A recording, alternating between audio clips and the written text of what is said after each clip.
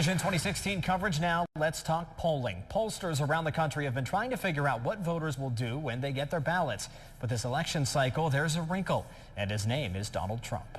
There is a long history of polling in the U.S. It started with straw polls. You would just take a group of people, indiscriminately ask them what their opinions were. And has grown more sophisticated from there. We could put it in and number crunch it and come up with some very exacting science.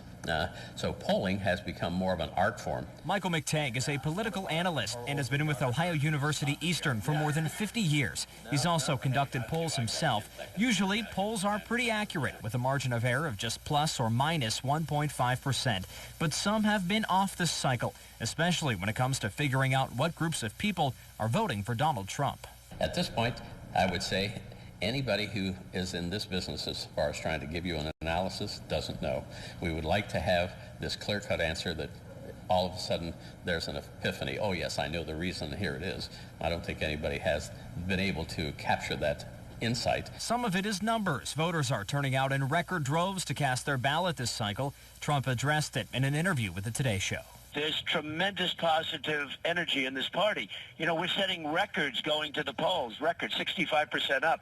Millions of people. Some people have never voted before, and they're voting for Trump, and they're voting in the party. Trump has also used the polls as a weapon, touting his numbers. I've won 10.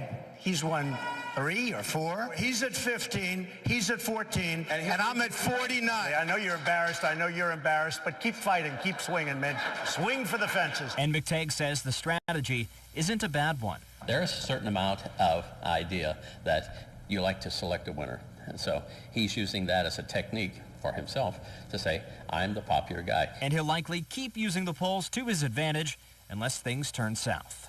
If that should take place, Mr. Rubio bumps up a little bit, Mr. Kasich bumps up a little bit. That would be, he won't talk about the poll indicators at that point. If he does, though, win both of those states, he'll tell you the polls have obviously been correct all along. McTagg added that using polling as a weapon isn't Trump's only successful strategy. He's also been able to move his position on some issues more to the center to try and appeal to voters who support Kasich and Rubio. That's big because it looks like Ted Cruz is the one standing in the way of Trump and the nomination.